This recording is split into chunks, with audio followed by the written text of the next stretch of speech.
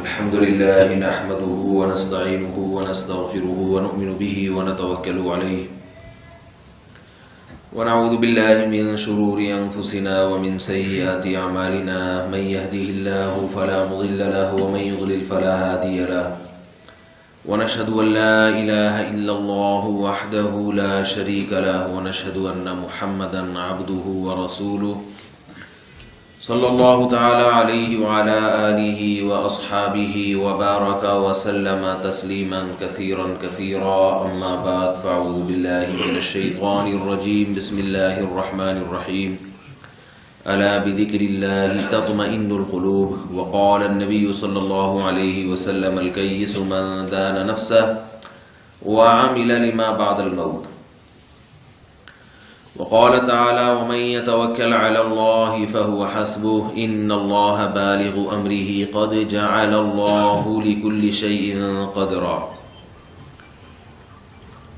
قرآن مجید کی دو آیات اور رسول اللہ صلی اللہ علیہ وسلم کی ایک حدیث پڑھی ہے۔ دعا ہے اللہ تعالیٰ صحیح طرح سے بات کہنے کی، سننے کی، سمجھنے کی اور عمل کی توفیق عطا فرمائے۔ آمین آمین۔ آج دسمبر کی 30 تاریخ ہے، جی 30 ہے اور 2018۔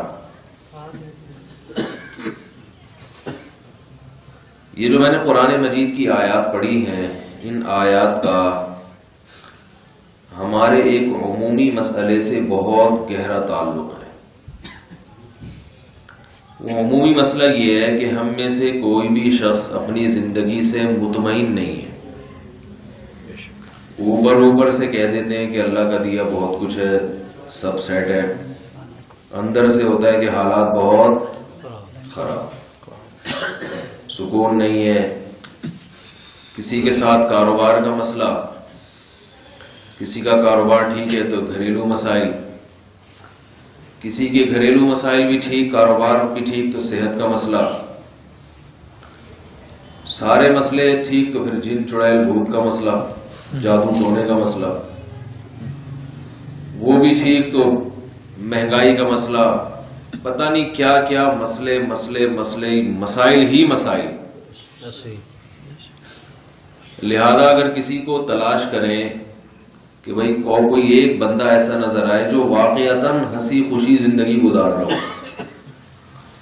تو شاید کوئی آٹے میں نمک کے برابر 2-4 لوگ ہی ملیں گے، باقی سکون اور اطمینان میں کوئی بھی نہیں۔ ایک صاحب میرے پاس آئے، کہنے لگے کہ مفتی صاحب بہت پریشان ہوں اور پریشانی کی وجہ سمجھ میں نہیں آتی۔ میں نے کہا آپ کو غور کرنے پر بھی وجہ سمجھ میں نہیں آ رہی، اس کا مطلب یہ ہوا کہ آپ کے پاس پریشانی کی کوئی وجہ ہے ہی نہیں۔ کیا خیال ہے بھائی؟ مثال کے طور پر ایک آدمی ایسا ہی ہو گیا جیسے کوئی یوں کہے کہ میرے جسم میں تکلیف ہے، لیکن بہت اچھی طرح غور کر لیا تکلیف ہے کدھر یہ سمجھ میں نہیں آ رہا، اس کا مطلب درد ہے ہی نہیں، لیکن پریشانی پھر بھی ہے، وجہ سمجھ میں نہیں آتی۔ وجہ اس کی وہی ہے جو اللہ اور اس کے رسول صلی اللہ علیہ وسلم نے بیان کی ہے۔ ہمارے حضرت مفتی رشید احمد صاحب رحمہ اللہ تعالی کے پاس ایک نوجوان آیا۔ ہمارے حضرت کی عادت نہیں تھی فوراً کسی کو بیعت کرنے کی، بہت چھان پھٹک کے اس کو رگڑائی لگواتے تھے اس سے، اور بہت دیکھتے تھے کہ یہ مخلص بھی ہے یا نہیں، ایسے ہی وقت ضائع کرنے تو نہیں آ رہا، بہت مجاہدوں سے گزارنے کے بعد پھر کسی کو بیعت کیا کرتے تھے۔ نوجوان تھا، داڑھی ماشاءاللہ اس کی، عالم دین بھی تھا۔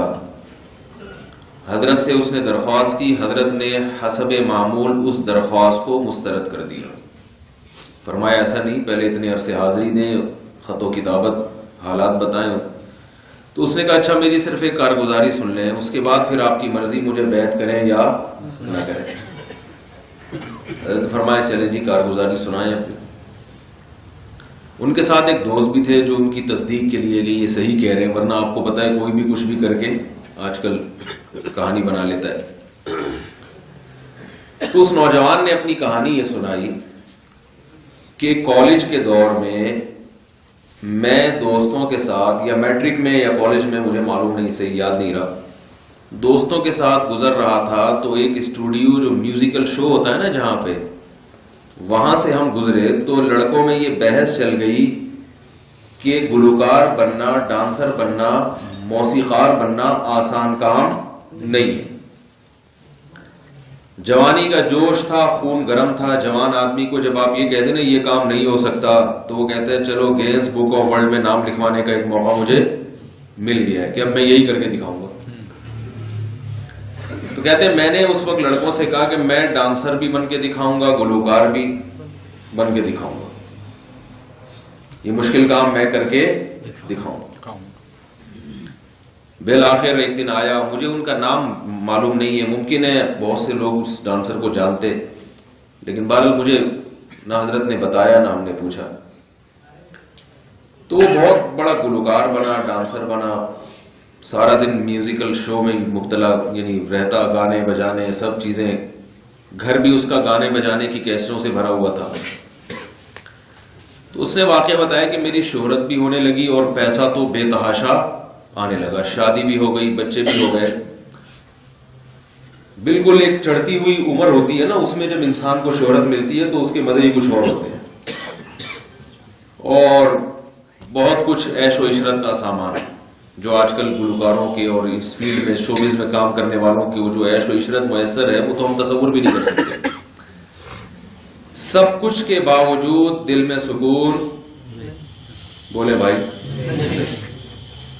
سکون دل کی مارکیٹ سے شارٹ ہو گیا۔ دل کی بھی ایک مارکیٹ لگتی ہے باقاعدہ، ہر چیز کی ایک مارکیٹ ہوتی ہے نا، دل کی بھی مارکیٹ ہوتی ہے۔ دل کی مارکیٹ سے سکون کیا ہو گیا؟ سکون کیا ہو گیا؟ مہنگا نہیں ہوا بلکہ شارٹ ہو گیا۔ اور یہ عجیب بات آپ کو بتاؤں، زیادہ تر فنکاروں اور اداکاروں کی یہی حالت ہے۔ زیادہ تر جو فنکار اداکار لوگ ہیں نا، جن کو ہم دنیا کا سب سے خوش قسمت اور سب سے پرسکون طبقہ سمجھتے ہیں، لیکن یہ اتنا سکون میں ہوتا نہیں ہے جتنا آپ کو نظر آ رہا ہوتا ہے۔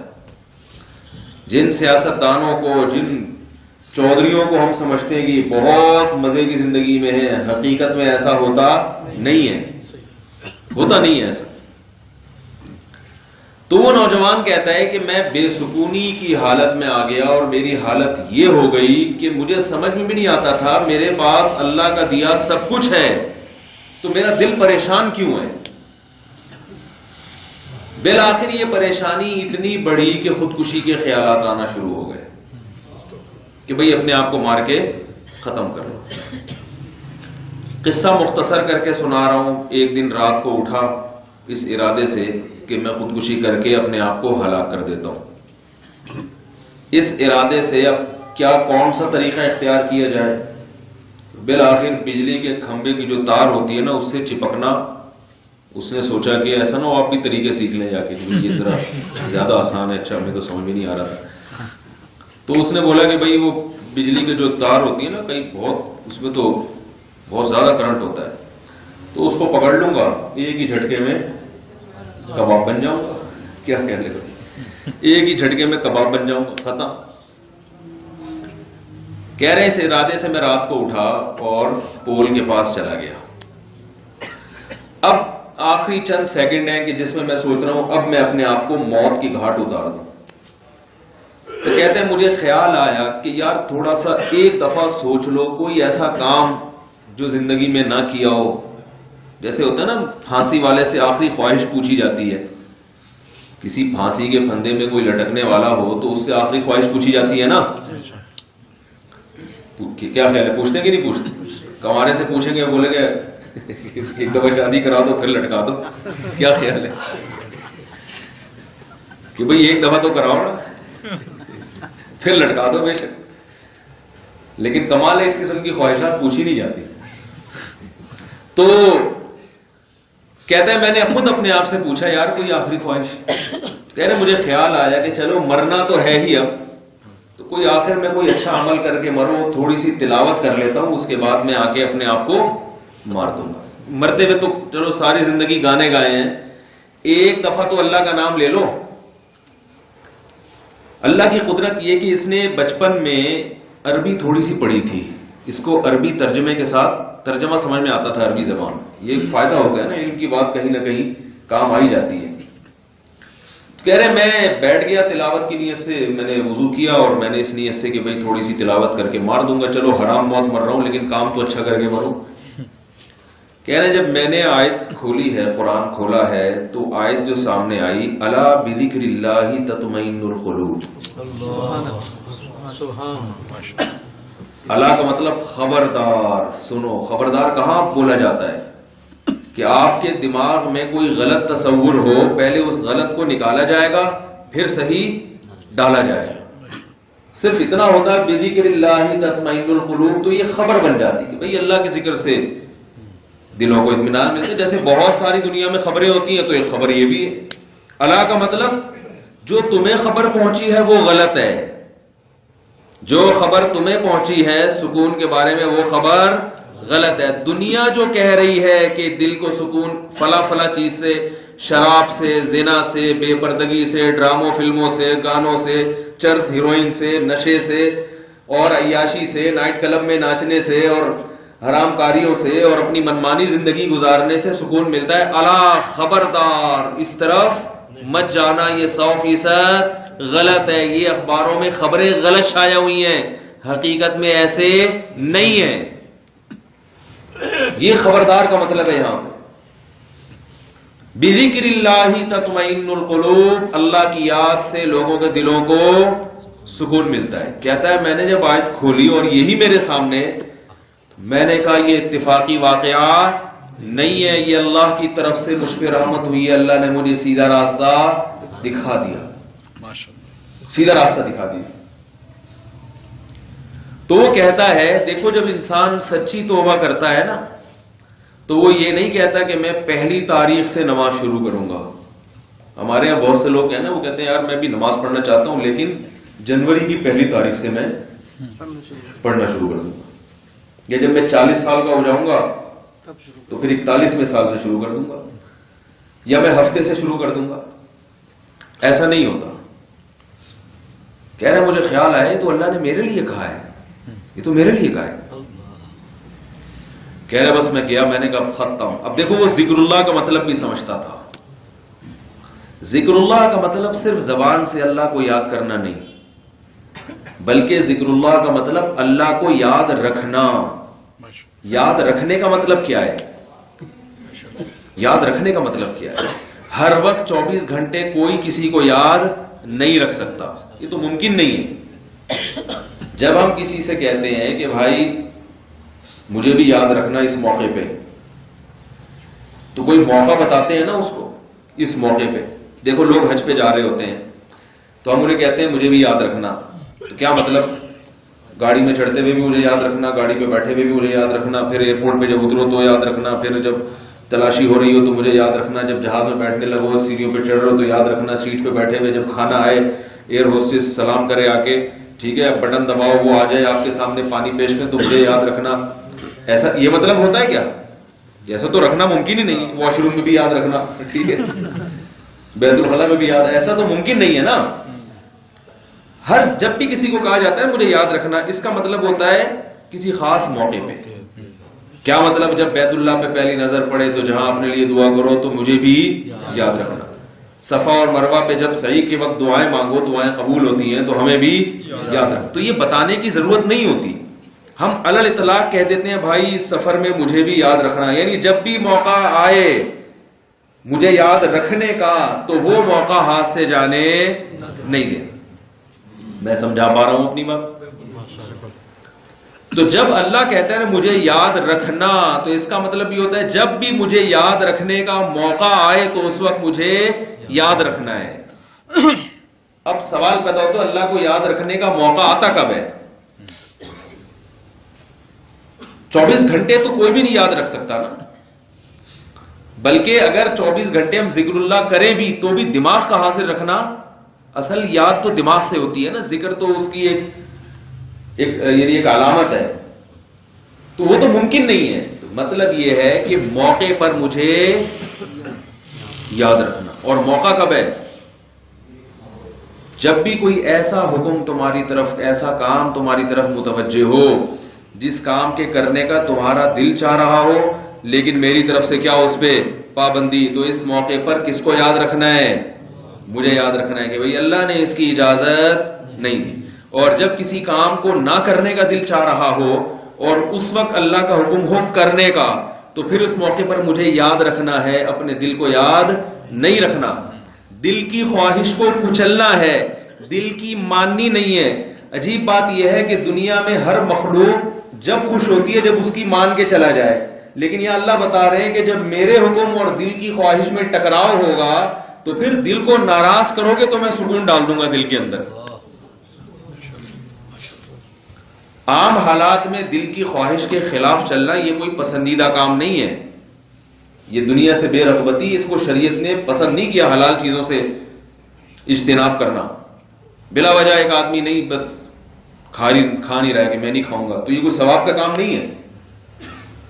وہاں دل کی خواہش کو پورا کرنا جہاں اللہ نے پورا کرنے پر ہمیں ہماری خواہش کے پورا کرنے پر پابندی لگائی ہوئی ہے. پورے سال ہم پر کھانے پینے پر کوئی پابندی ہے؟ صبح ناشتہ بھی کھاؤ. کبھی آپ نے دیکھا مولوی صاحب نے کہا ہو کہ 2 پراٹھے تو جائز ہے، تیسرا حرام ہے، یہ مکروہ ہے؟ کیا خیال ہے؟ یہ مکروہ تنزیہی ہے، پھر بھی بولا. ہاں وہ زیادہ کھانے کو اس لیے بولا کہتے ہیں کہ وہ صحت کو نقصان پہنچانا اچھا کام نہیں ہے، کیونکہ اللہ تعالیٰ قرآن میں کہتے ہیں خودکشی مت کرو. تو خودکشی جیسے اچانک حرام ہے، تدریجن بھی حرام ہے. بھائی ایک خودکشی کا طریقہ یہ ہے کہ آپ کھمبے سے چپک کے مر گئے فوراً، ایک یہ ہے کہ آپ کوئی زہر کا انجیکشن لگا کے آرام سے اپنے آپ کو مار رہے ہو. تو سگریٹ پینے والا وہ بھی تو آرام سے مار رہا ہے نا اپنے آپ کو. یا بہت زیادہ کھانا کھانے والا کہ اس کی صحت اجازت نہیں دے رہی لیکن وہ کھائے چلے جا رہا ہے، تو اس کو مکروہ کہا جائے گا، ناپسندیدہ کہا جائے گا. اس لیے نہیں کہ وہ کھا رہا ہے بلکہ اس لیے کہ اپنی صحت کو نقصان پہنچا رہا ہے. اگر نقصان نہیں ہو رہا تو کھائے انسان، پھر کوئی غرض نہیں. تو نہ اللہ نے کھانے پر پورے سال پابندی نہیں لگائی، لیکن رمضان میں آپ کھائیں گے، دل کی خواہش پر عمل کریں گے، تو یہاں آپ اللہ کو یاد بولو بھائی نہیں رکھتے. عورت کی زینت حلال ہے، اس کے باپ کے لیے، اس کے بھائی کے لیے، اس کے محرم رشتہ داروں کے لیے، عورتوں کے لیے حلال ہے. وہ میک اپ کر سکتی ہے، زینت اختیار کر سکتی ہے عورتوں کے سامنے یا اپنے محرم مردوں کے سامنے یا شوہر کے سامنے. غیر محرم مرد کے سامنے اگر اس کا بن سور کے آنے کا دل کرتا ہے، اپنے آپ کو نمایاں کرنے کا دل چاہتا ہے، تو یہاں اللہ کو اس نے کیا کرنا ہے؟ اس موقع پر اللہ کو یاد رکھنا ہے، اپنے دل کی خواہش کو پورا نہیں کرنا. کیونکہ اللہ فرما رہے ہیں کہ موقع پر مجھے یاد رکھنا ہے. تو دن بھر بہت سارے مواقع آتے رہیں گے جس میں ہمیں اللہ کو یاد رکھنا پڑے گا کہ اللہ کیا کہہ رہا ہے.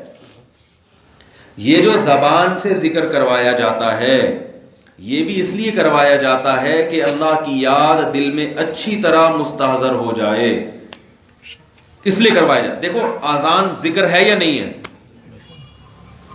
اذان ہے نا، اللہ کا ذکر ہے، اللہ اکبر اللہ اکبر. تو اس کے پیچھے کوئی مقصد ہے. جب مؤذن اذان میں کہتا ہے اللہ سب سے بڑا ہے، کیا مطلب؟ دکان بڑی نہیں ہے. جب اللہ سب سے بڑا ہے تو دکان چھوڑ کے نماز کے لیے آ جاؤ، یہی مطلب ہے نا ذکر کا. بار بار یہ لفظ دہراتا ہے اللہ اکبر اللہ اکبر اللہ اکبر. اللہ بڑا ہے، بیوی بچے بڑے نہیں ہیں، کاروبار بڑا نہیں، کیونکہ ہر چیز آپ کو نماز سے کیا کر رہی ہے؟ اس وقت روک رہی ہے. کیونکہ آپ کے دل میں دکان کی بڑائی بھی ہے، کاروبار کی بڑائی بھی ہے، بیوی بچوں کی بڑائی بھی ہے، دوستوں کی بڑائی بھی ہے، بہت ساری چیزوں کی بڑائی ہے. آپ اس کو بڑا سمجھ رہے ہو، یار یہ میرے لیے امپورٹنٹ ہے. بڑائی کا مطلب کیا ہے؟ میرے لیے اہم ہے زیادہ. تو مؤذن اللہ کا ذکر کر کے ہمیں بتاتا ہے کہ اللہ سب سے بڑا ہے، یہ چیزیں بڑی نہیں ہیں. تو ذکر کا ایک مقصد ہے. پھر وہ کہتا ہے اشہد ان لا الہ الا اللہ، میں گواہی دیتا ہوں کہ اللہ کے سوا کوئی معبود نہیں. یہ بھی ذکر ہے یا نہیں؟ لا الہ الا اللہ. جب اللہ کے سوا کوئی معبود نہیں، غلامی کے لائق نہیں ہے، تو پھر ہم دکان اور کاروبار کی غلامی کیوں کریں؟ کیا خیال ہے بھائی؟ اشہد ان محمد رسول اللہ، گواہی دی جا رہی ہے کہ محمد صلی اللہ علیہ وسلم اللہ کے رسول ہیں. تو جب رسول ہے اس کا مطلب کیا؟ کہ جب وہ اللہ کے نمائندے ہیں تو انہوں نے ہمیں اس وقت نماز کا حکم دیا ہے، تو اللہ کے سفیر کی بات ماننی چاہیے ہمیں، یہ مطلب ہے اس کا. اب عجیب بات ہے کہ کوئی مؤذن اللہ اکبر کی صدائیں لگائے اور ہم بھی کہیں ماشاءاللہ بڑا اچھا ذکر ہوا، مؤذن کو بھی ثواب ملا، ہم نے اس اذان کو سنا ہمیں بھی ثواب ملا، بس ختم ہو گئی بات۔ ثواب تو یقیناً ملے گا اللہ کا نام لینے میں، مگر ذکر کا مقصد حاصل نہیں ہوگا۔ تو یاد رکھیے یہ جو احادیث میں ہمیں ذکر سکھایا جاتا ہے، صبح و شام اللہ کا نام لینا، تیسرے کلمے کی تسبیح ہے، چوتھے کلمے کی تسبیح ہے، یا مشائخ جو اذکار بتاتے ہیں، بزرگان دین جو اذکار بتاتے ہیں، اس کا مقصد ہے اتنی بڑائی ہمارے دل میں آ نہیں سکتی، وہ ہم تحمل ہی نہیں کر سکتے، وہ تو بہت بڑا ہے نا تصورات سے زیادہ۔ تو اتنی بڑائی اللہ کی ہمارے دل میں آ جائے کہ اللہ کے مقابلے میں جب دنیا آئے تو ہمیں بڑا اللہ لگے، دنیا بڑی نہ لگے۔ یہ بھی نہیں ہے کہ دنیا اتنی کمتر ہو جائے اللہ کے مقابلے میں، اتنی ہیچ ہو جائے کہ اس کی اہمیت ہی ختم ہو جائے، یہ بھی مقصد نہیں ہے۔ کیسی پیاری دعا نبی صلی اللہ علیہ وسلم نے سکھائی ہے، کیا سکھایا؟ اللہم اجعل حبک احب الاشیاء الی واجعل خوفک اخوف الاشیاء الی وقطع عنی حاجات الدنیا بالشوق الى لقائک۔ ایک اور حدیث میں فرمایا اللہم ارزقنی حبک وحب من ينفعنی حبہ عندک اللہم فکما رزقتنی فیما احب اللہم فکما رزقتنی فیما تحب اللہم فکما رزقتنی فیما احب فاجعلہ فراغا لی فیما تحب۔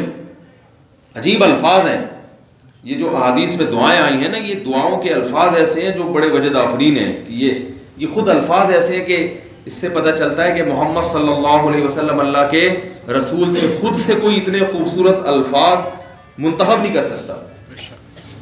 اللہم اقسم لنا من خشیتک ما تحول به بیننا وبین معصیتک۔ کیا عجیب الفاظ ہیں، اے اللہ اپنا اتنا خوف دے دے کہ جو ہمارے اور تیری نافرمانی کے درمیان رکاوٹ بن جائے، بس اتنا خوف چاہیے، اس سے زیادہ خوف نہیں آ رہی بات سب۔ دیکھو اللہ کا جلال تو ایسا ہے کہ اللہ کا حقیقی خوف اگر آ جائے تو ہم زندہ ہی نہیں رہ سکے، اور کسی کام کے دنیا میں ہر وقت جہنم سے کانپتے ہی رہیں گے ہم۔ اللہ کا جلال تو اس کا تقاضا کرتا ہے، لیکن حدیث میں دعا سکھائی اللہ سے اتنا خوف، یعنی جتنے کا اللہ مستحق ہے نا کہ ہم اس سے ڈریں اتنا نہیں مانگنا، وہ تو بہت زیادہ مستحق، ہمیں بس اتنا چاہیے کہ جہنم سے بچت ہو جائے۔ کیا خیال ہے بھائی؟ اتنا چاہیے ہمیں، تو اپنے کام کا خوف چاہیے جو ہمارے مطلب کا ہے، اتنا چاہیے، کیونکہ مقصد ہے اللہ کی رضا حاصل کرنا، تو بس اتنا خوف چاہیے جس سے اللہ کیا ہو جائے؟ راضی، اور وہ راضی ہوتا ہے اللہ کی نافرمانی جب چھوڑ دی جائے، جس کام سے اس نے منع کر دیا کہ رک جاؤ، اس سے اگر ہم رک جائیں تو وہ خوش ہو جاتا ہے۔ تو ہمیں مانگا جا رہا ہے اللہ اتنا خوف دے دے کہ جو ہمارے اور تیری نافرمانی کے درمیان کیا بن جائے؟ رکاوٹ، یعنی ہم گناہ کی طرف جانا چاہیں تو خوف کی دیوار کھڑی ہو جائے، اتنی چھوٹی دیوار ہو کہ بس اس کو پھلانگ کے گناہ کی طرف نہ جا سکیں، زیادہ اونچی دیوار ہمیں نہیں چاہیے کیونکہ اس کو کوئی فائدہ نہیں ہے۔ تو اسی طرح اللہ کی بڑائی بھی اتنی چاہیے کہ جب دنیا اور اللہ کی بڑائی میں ٹکراؤ ہو تو اللہ کی بڑائی کیا ہو جائے؟ غالب آ جائے۔ وہ ٹکراؤ کیسے ہوتا ہے؟ بعض دفعہ ٹکراؤ ہوتا ہے، بعض دفعہ نہیں بھی ہوتا۔ اس کی میں ایک مثال دیا کرتا ہوں اکثر، یہ نوجوان والا قصہ رہ نہ جائے، ذرا یہ اس کو مکمل کرنا ہے۔ اس کی میں ایک مثال دیتا ہوں۔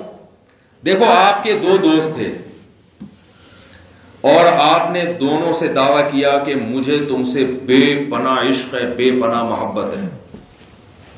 ایک کا نام غفار ہے، ایک کا نام ستار ہے۔ فرض کر لیتے کوئی غفار بھائی بیٹھے ہوں تو معذرت، کیونکہ جب کردار ہو نا سامنے تو پھر ذرا ایک سمجھانے میں اچھا لگتا ہے۔ آپ نے غفار بھائی سے جا کے کہا غفار بھائی یار تم میرے جگری دوست ہو، بس مجھے تم سے جتنی محبت ہے دنیا میں اتنی محبت کسی اور سے نہیں۔ دوسرے سے بھی آپ نے یہی کہا یار تم میرے جگری دوست ہو، مجھے تم سے جتنی محبت ہے اتنی کسی سے بھی نہیں۔ اور محبت حقیقت میں آپ کو دونوں سے بہت زیادہ ہے، تبھی تو یہ ڈائلاگ بول رہے ہو، دونوں سے ٹوٹ کے عشق کی حد تک محبت ہے آپ۔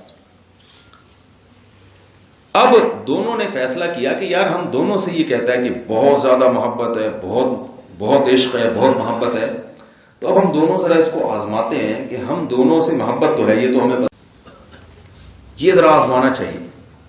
ان دونوں نے کہا ٹھیک ہے، کیونکہ تجھے بھی یہی بولتا ہے بھائی تو سب سے زیادہ، مجھے بھی تو دونوں سے سب سے زیادہ تو ہو نہیں سکتی بھائی، کیا خیال ہے بھائی؟ یا تو ہوتا نا تم دونوں سے بہت زیادہ ہے پھر بھی ٹھیک تھا، تم دونوں میں سے سب سے زیادہ ہے، اس سے بھی سب سے زیادہ اور اس سے بھی یہ نہیں ہو سکتا، کیا خیال ہے بھائی؟ غلط تو نہیں کہہ رہا میں؟ اب دونوں نے آزمایا، دونوں نے کہا ٹھیک ہے جی، آج 30 دسمبر ہے نا 2018 بھائی، 30 دسمبر 2018 کو غفار بھائی نے کہا کہ 8 بجے ڈنر آپ نے میرے ساتھ کرنا ہے ہر قیمت پہ۔ آپ نے کہا جی قبول ہے، کیونکہ میں آپ کو ناراض کسی قیمت پہ نہیں کر سکتا۔ اور غفار بھائی نے دھمکیاں بھی دے دی کہ اگر یہ ڈنر آپ نے آج میرے ساتھ نہیں کیا تو میں آپ سے ہمیشہ کے لیے، بولو بھائی، ناراض ہو جاؤں۔ ادھر ستار بھائی بھی یہی پروگرام بنا کے بیٹھے ہوئے تھے ہیں بھائی، انہوں نے کہا وہ دونوں نے تو پہلے سے پلان کیا ہوا تھا نا، وہ آپ کے پاس ہے، بولے بھائی مفتی صاحب میں آپ کا ڈنر رکھنا چاہتا ہوں آج 8 بجے۔ نہیں، پہلے یہ بولا کہ ڈنر رکھنا چاہتا ہوں، پہلے تو آپ بولیں گے یار ڈنر، آپ کو پتا ہے کہ ادھر بھی میں بات کر چکا ہوں اور وہ ناراض ہو جائے گا، تو آپ کہیں گے ڈنر نہیں، کل ناشتہ میں آپ کے ساتھ کروں گا، یا کل لنچ رکھ لو، یا کل کا ڈنر رکھ لو۔ کہہ رہے نہیں، ڈنر تو آج ہی ہوگا۔ آپ سٹ پٹائیں گے کہ نہیں سٹ پٹائیں گے؟ آپ اس کا حوالہ بھی نہیں دینا چاہیں گے کہ اس نے بھی رکھا ہوا ہے، کیونکہ وہ سمجھ جائے گا اچھا اس کو مجھ پہ ترجیح دی جا رہی ہے۔ تو وہ کہہ رہے کہ بھائی ڈنر ہی ہے۔ پھر آپ کیا کریں گے؟ آپ کریں گے یار چلو پیٹ کی قربانی دے دیتا ہوں، 8 بجے وہاں تسلی سے کھا کے 9 بجے اس کے پاس دوبارہ پھوڑ لوں گا میں، پیٹ خراب ہوگا نا اس کا علاج ہو جائے گا، لیکن دونوں مجھے عشق کی حد تک محبت ہے، ان دونوں میں سے کسی کو میں ناراض نہیں کر سکتا، پیٹ کا علاج ہو جائے گا، کر لیں گے۔ تو آپ نے کہا ٹھیک ہے مجھے قبول ہے، ویسے تو کوشش کرو کہ بھائی مجھے کوئی عذر ہے تو کل رکھ لو، لیکن چلو میں 9 بجے آ جاؤں گا۔ کہہ رہے نہیں، 9 بجے کی نہیں بات، آنا کتنے بجے ہے بھائی؟ 8 بجے۔ کوشش تو آپ کرو گے دونوں میں سے ایک کو کسی طرح سے آگے پیچھے ان کی ٹائمنگ کر دو، لیکن جب دونوں نے تہیہ کر کے بیٹھے ہوئے ہوں اور کسی قیمت پہ آمادہ نہ ہو رہے ہوں، تو اس موقع پر آپ جس کی دعوت کو قبول کرو گے یہ اس کی علامت ہوگی کہ اس کی محبت کا گراف دوسرے سے تھوڑا سا، بہت زیادہ نہیں، کیونکہ پریشان بہت ہو رہے ہو آپ کے یار وہ بھی روٹ رہا ہے، لیکن آپشن نہیں ہے، تھوڑا سا جس کی دعوت قبول کرو گے پتا چلے گا بھائی اس کی محبت 0.00001% زیادہ ہے۔ شریعت یہی چاہتی ہے، اسلام یہ نہیں چاہتا کہ تم بیوی بچوں سے محبت نہ کرو، والدین سے محبت نہ کرو، دنیا سے، دکان سے، اپنے کاروبار سے محبت نہ کرو۔ محبت نہیں ہوگی تو حقوق کیسے ادا ہوں گے؟ کچھ بھی نہیں ہوگا نا پھر تو۔ بلکہ اللہ نے تو حکم دیا محبت کرو، والدین تو سب سے پہلے، بیوی بچوں کی محبت، کیسے حدیث میں ترغیبات ہیں، کاروبار کی بھی محبت کا حکم ہے، المؤمن القوی خیر من المؤمن الضعیف۔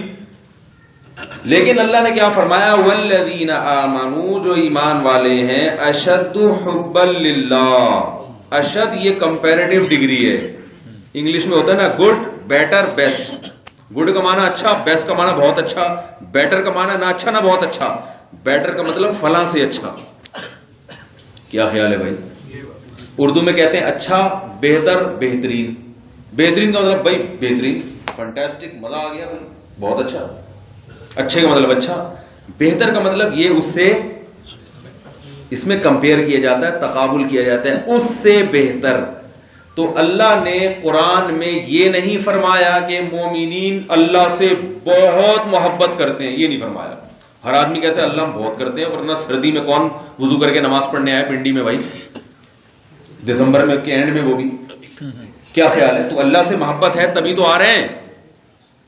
ارے بھائی اللہ سے محبت ہے تبھی تو ایک مولوی صاحب کا بیان سن رہے ہیں، ورنہ مولوی صاحب بیچارے اس کے بیان میں نہ پیسے ملتے ہیں بھائی، نہ کوئی کاروبار کا وہ آپ کو مشورہ دے گا، نہ کوئی ایسی چیز بتائے گا جو کل آپ کی دنیا میں آپ کے کام آئے، یعنی پیسے بڑھانے میں یا ان چیزوں میں کام آئے آپ کے۔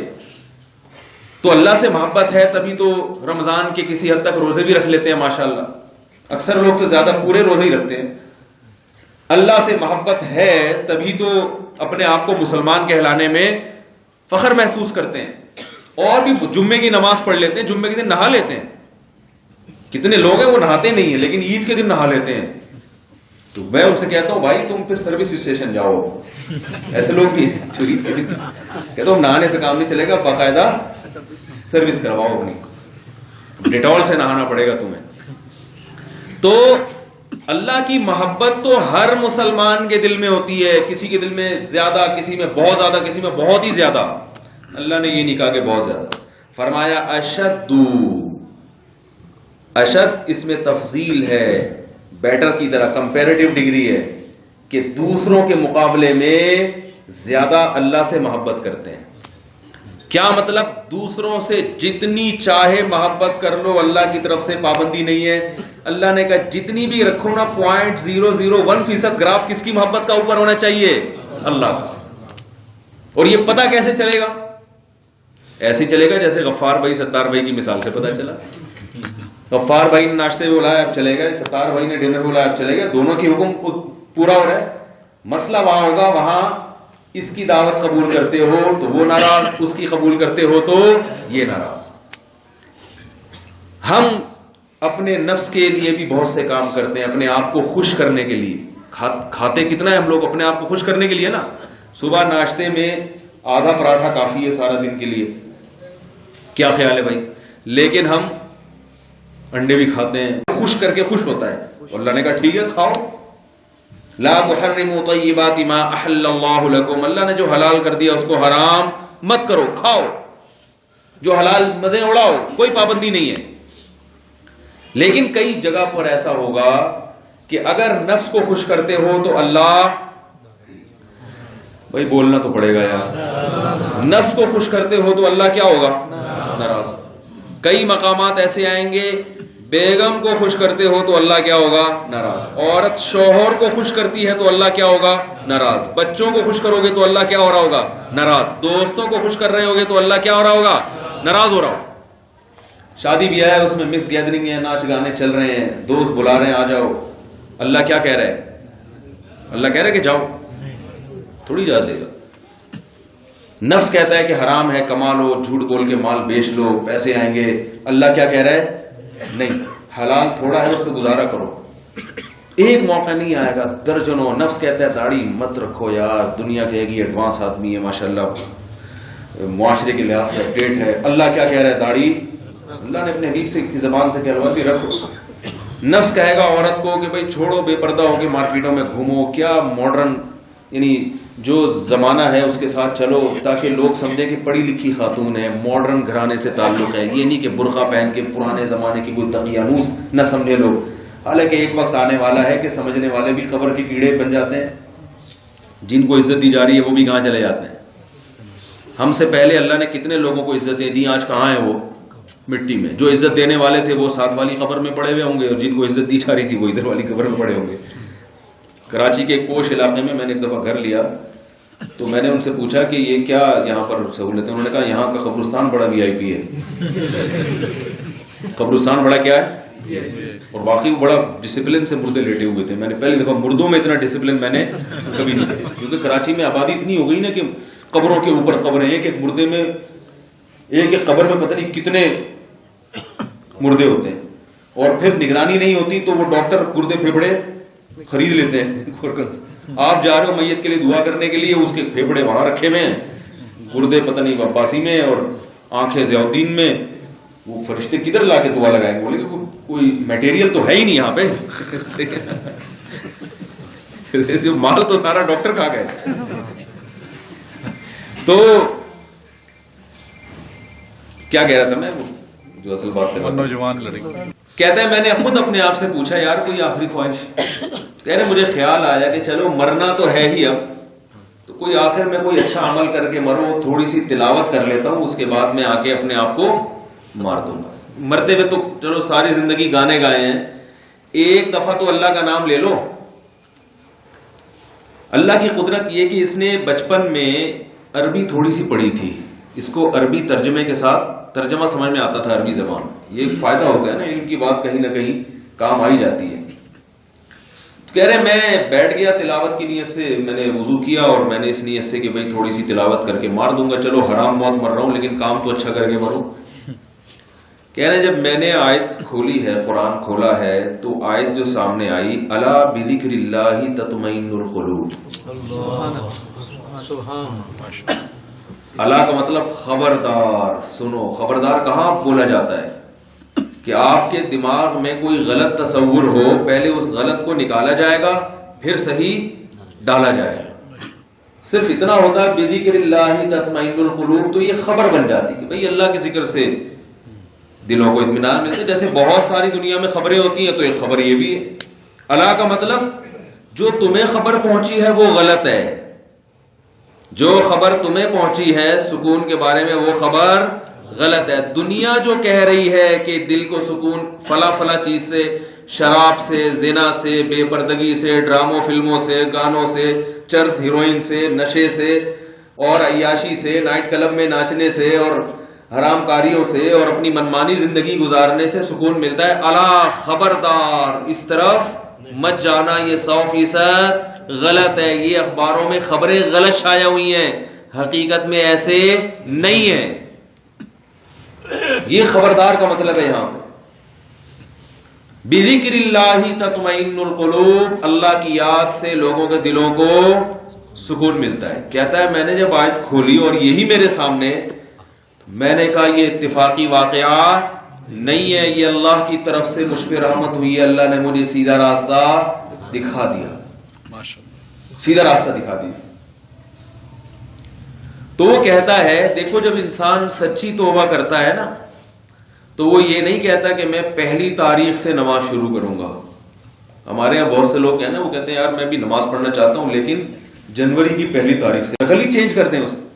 کسی کے دانت جڑے ہوئے ہوتے ہیں، کسی میں قدرتی خلا ہوتا ہے، ہاں کوئی دانت بہت زیادہ باہر نکلے ہوئے ہو، کھانے پینے میں تکلیف ہے، وہ تو ایک الگ بات ہے، لیکن ناک کسی کی موٹی آپریشن کرا کے باریک کروا لی اس نے، کسی کی باریک ناک ہے موٹی کروا لی، یہ حرام ہے، اسلام میں اس کی اجازت نہیں ہے۔ تو اسی وجہ سے 40 سال کی عمر کے بعد بال کالے کرنا بھی جائز نہیں ہے، کیونکہ اب آپ کو اللہ نے بوڑھا کر دیا اور آپ زبردستی جوان بننے کی، براؤن کر سکتے ہیں بالوں کو، ریڈ کر سکتے ہیں، براؤن کو بلیک نہیں کر سکتے، کیونکہ براؤن پھر بھی پکڑا جاتا ہے، بلیک نہیں پکڑا جاتا، ٹھیک ہے نا۔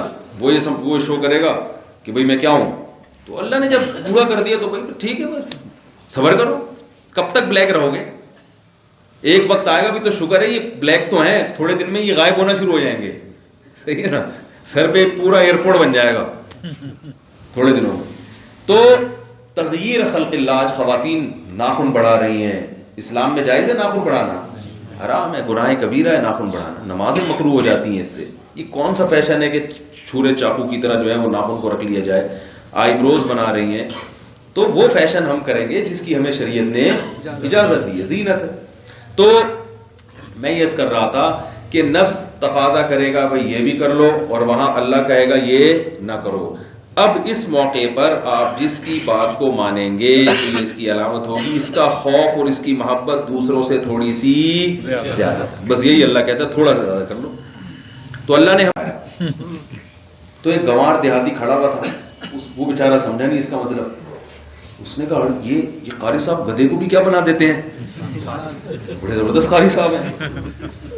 تو وہ قاری صاحب کے پاس آ کے کہنے لگا کہ قاری صاحب میں نے ابھی سنا آپ یہ کہہ رہے تھے کہ یہ گدھا تھا، آپ نے اس کو انسان بنایا۔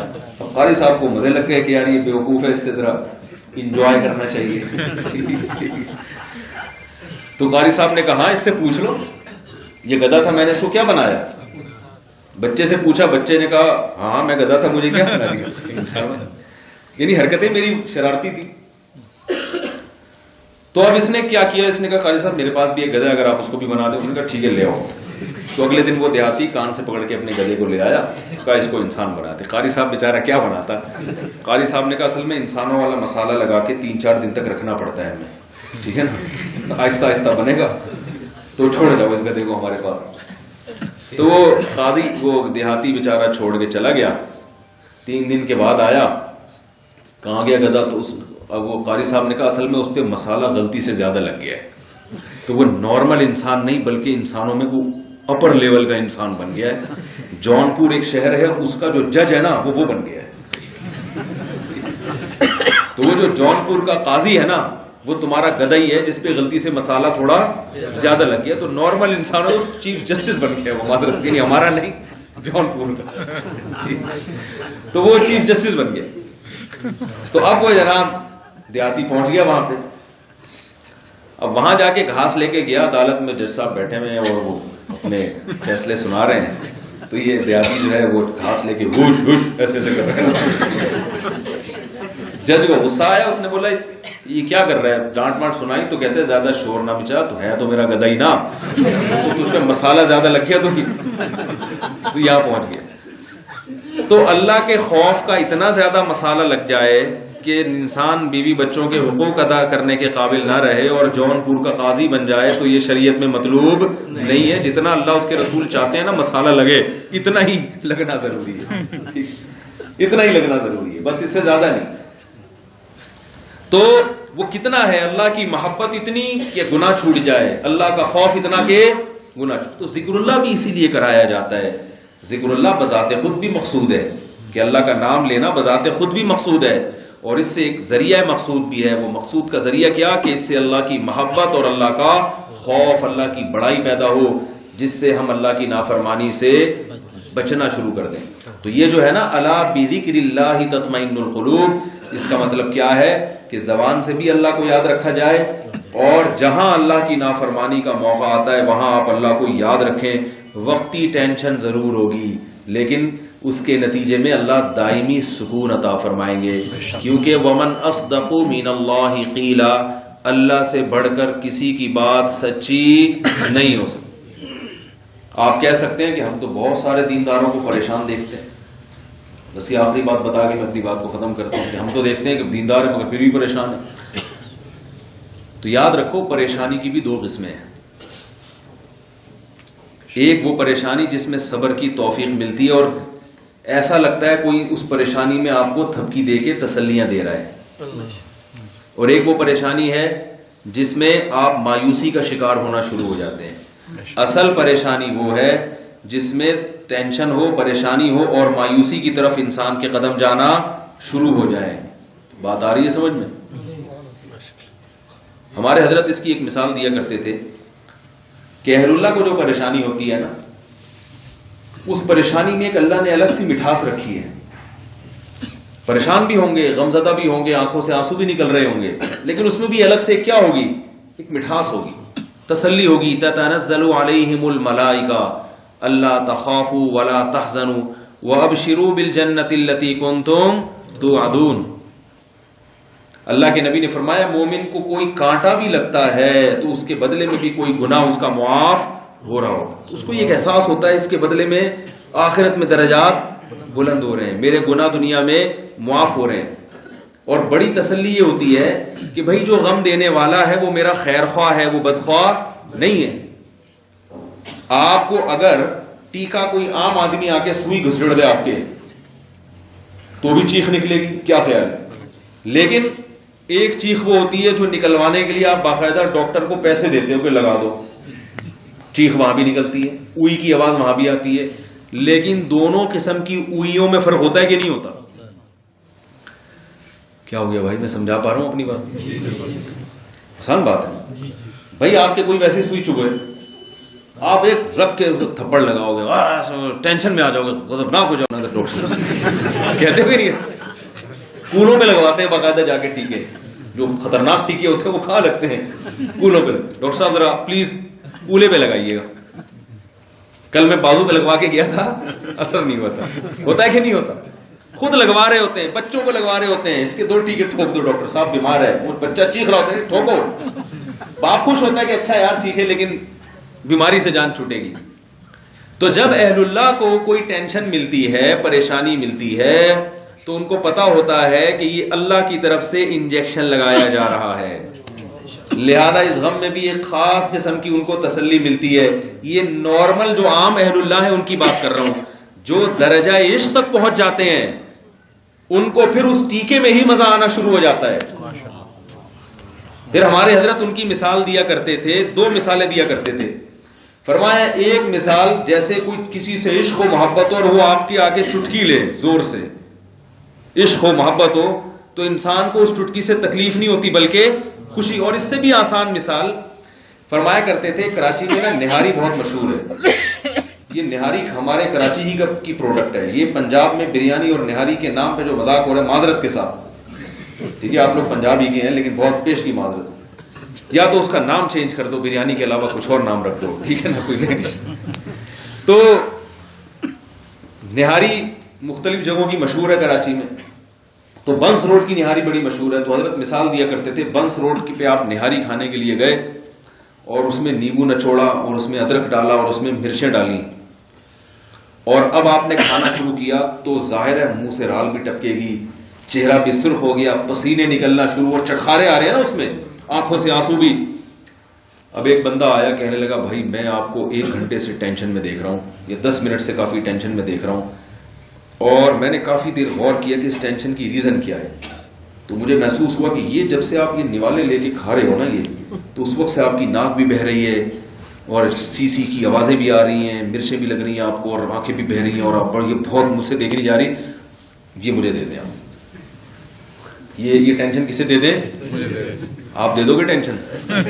آپ بولو گے اس ٹینشن کے لیے میں اتنی دور سے سفر کر کے آیا اور اس کی میں نے پیسے دیے, اور یہ جتنی آنکھیں بہیں گی, ناک بہے گی, اور جتنی سی سی کی, یہی تو مزہ ہے, یہی تو چٹکارے ہیں.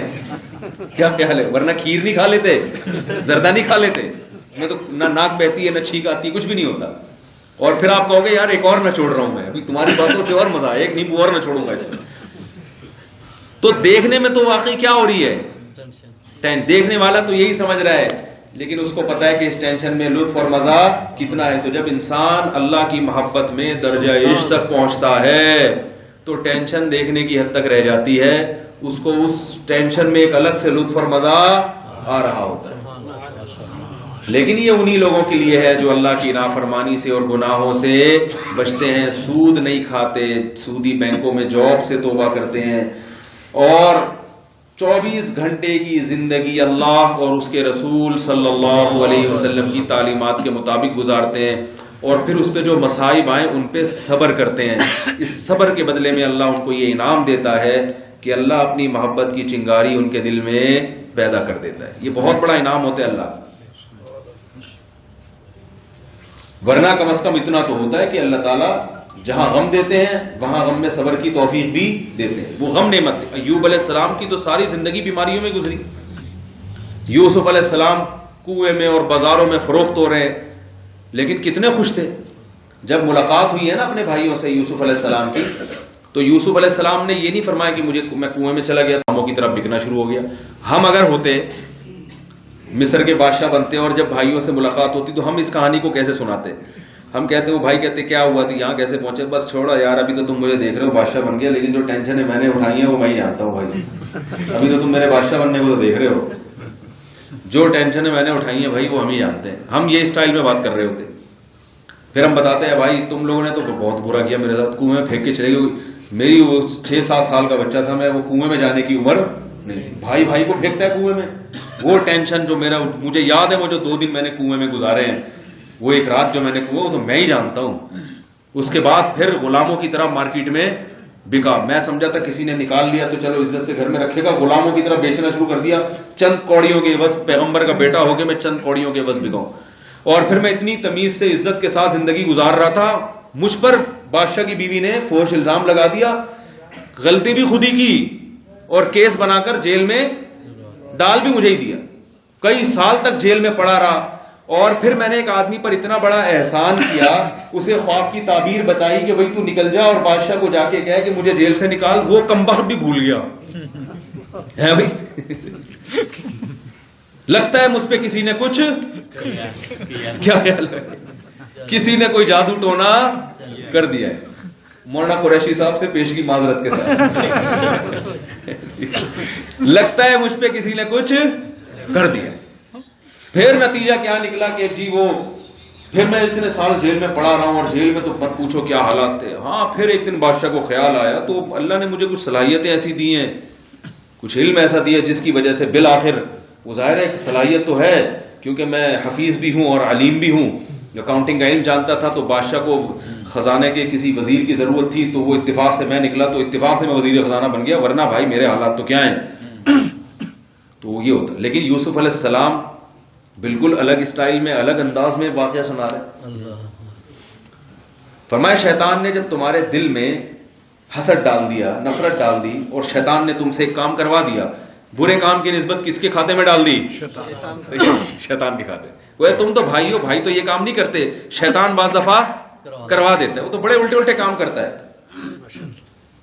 احسن بی اذ اخرجنی من السجن، اور میرے رب نے بڑا احسان کیا جب مجھے جیل سے نکلوانے کا انتظام کر دیا. جیل میں جانے کا تذکرہ نہیں ہو رہا، جیل سے نکلنے کی نعمت کو بیان کیا جا رہا، جانے کا نہیں ہو رہا. اور پھر اللہ نے مجھے یہاں بٹھا دیا. جاء بکم من البدوی، اللہ نے کیسا انتظام کر کے تمہیں گاؤں کی زندگی سے نکال کے شہر کی نعمتوں سے مالا مال کر دیا. دیکھو کیا اللہ نے تدبیر چلی ہے، ورنہ تم گاؤں میں رہنے والے لوگ تھے اور کیسے شہری زندگی اللہ نے میرے والدین کو اور تمہیں یہ شہری زندگی دے دی. ربی قد آتیتنی من الملک، پھر اللہ کا بھی شکر ادا کر رہے ہیں. ربی قد آتیتنی آتیتنی من الملک وعلمتنی من تأویل الاحادیث، اے اللہ تیرا یہ انعام ہے کہ تو نے مجھے مصر کی حکومت دی اور تو نے مجھے خوابوں کی تعبیریں سکھائی. فاطر السماوات والارض، یہ تیری قدرت ہے، تو ہے آسمانوں اور زمین کا پیدا کرنے والا. انت ولی فی الدنیا والآخرہ، ان دنیا کی نعمتوں میں پڑھ کے میں تجھے بھولوں گا نہیں، بلکہ میں اس بات کا اقرار کرتا ہوں دنیا میں بھی اصل ولی میرا دوست تو ہی ہے اور آخرت میں بھی تو ہی ہے. تو کیسے یہ زبردست تعلیمات ہیں قرآن مجید کی. یاد رکھو مسلمان کی زندگی تو بڑے مزے کی ہے. یہ ٹینشن، یہ پریشانیاں تو اللہ نے کافروں کے لیے رکھی ہیں، دنیا میں بھی آخرت میں بھی. مسلمان کی زندگی وہ اگر پریشان بھی ہو تو اس پریشانی میں بھی اللہ اس کو ایک خاص قسم کا سکون عطا کرتے ہیں. تو اس لیے وہ جو نوجوان کا میں واقعہ مکمل کرتا ہوں، تو اس نے کہا کہ میں نے پھر کیا کیا کہ اللہ بذکر، جب یہ آیت آئی نا تو میں نے فوراً، کیونکہ وہ جانتا تھا اللہ بذکر اللہ کا مطلب، اگر وہ نہیں جانتا تو صرف ایک تسبیح پڑھ لیتا وہاں بیٹھ کے، بھائی ذکر کر کے دیکھتا ہوں، چلو ایک ٹرائی مار کے دیکھتے، ایک تیسرے کلمے کی ایک تسبیح پڑھ کے دیکھتے. اسے پتا تھا ذکر کا حقیقی مطلب کیا ہے کہ وقت پر جو اللہ کا حکم ہو اس کو پورا کرنا ہے. تو فوراً خیال آیا کہ میرے اندر کون سا ایسا حکم ہے جو میں نے پورا نہیں کیا. تو کہا کہ عشاء کی نماز نہیں پڑھی، پچھلی نمازیں تو چلو قضا وہ تو کرتے رہیں گے، لیکن ابھی ایک وقتی نماز ہے جس. والسلام علی رسول الکریم وعلی آلہ وصحبہ اجمعین. ربنا آتنا فی الدنیا حسنۃ وفی الآخرۃ حسنۃ وقنا عذاب النار. اے اللہ جو کچھ کہا سنا اس میں کمی کوتاہیوں کو معاف فرما. اے اللہ اس میں جو بھی حق کی بات ہوئی اپنے فضل سے ہم سب کو اس پر عمل کرنے کی توفیق عطا فرما. اے اللہ مجھ سمیت اس مجمع میں جتنے بھی لوگ ہیں اللہ ہم سب تجھ سے توبہ کرتے ہیں گناہوں سے. اللہ تو ہم سب کو اس توبہ پر قائم رہنے کی توفیق عطا فرما. اے اللہ ہر قسم کے چھوٹے بڑے گناہ سے، صغیرہ ہو یا کبیرہ ہو، علانیتاً ہو یا چھپ کر ہو، اے اللہ اس کا تعلق تیرے حقوق سے ہو یا تیری مخلوق کے حقوق سے ہو، اے اللہ ہر قسم کے گناہوں سے اللہ ہمیں سچی توبہ کی توفیق نصیب فرما. اے اللہ ہماری عورتوں کو پردے کی توفیق نصیب فرما، شوہروں کی فرما برداری کی، والدین کی فرما برداری کی توفیق نصیب فرما. اے اللہ ہمارے مردوں کو اپنے اہل و عیال کی خبرگیری کی، ان کے حقوق کی ادائیگی کی توفیق نصیب فرما. اے اللہ والدین کا حق پہچان کر ان کا حق ادا کرنے کی توفیق نصیب فرما. اے اللہ ہمیں اپنے حقوق پہچان کر ان کی ادائیگی کی بھی توفیق نصیب فرما. اے اللہ ہمارے ملک کو اندرونی بیرونی سازشوں سے اللہ محفوظ فرما. اے اللہ ہمارے ملک میں امن قائم فرما، معاشی ترقی نصیب فرما. اے اللہ جو لوگ بھی ملک میں شر پھیلانا چاہتے ہیں اللہ تو ان کی سازشوں کو ناکام فرما. مسلمان جہاں بھی کمزور ہیں، ضعیف ہیں، اللہ تو ان سب کی مدد فرما. اے اللہ جو بھی تیرے دین کے لیے جہاں بھی کوشش میں لگا ہوا ہے اللہ تو اپنے فضل سے اس کی کوششوں میں کامیاب فرما. اے اللہ ہم میں جو بیمار ہیں ان کو شفائے کامل عاجل عطا فرما. اللهم انا نسألك من خير ما سألك منه نبيك محمد صلى الله عليه وسلم ونعوذ بك من شر ما استعاذك منه نبيك محمد صلى الله عليه وسلم. انت المستعان وعليك البلاغ ولا حول ولا قوة الا بالله. صلى الله تعالى على خير خلقه محمد وعلى آله وصحبه اجمعين برحمتك يا ارحم الراحمين.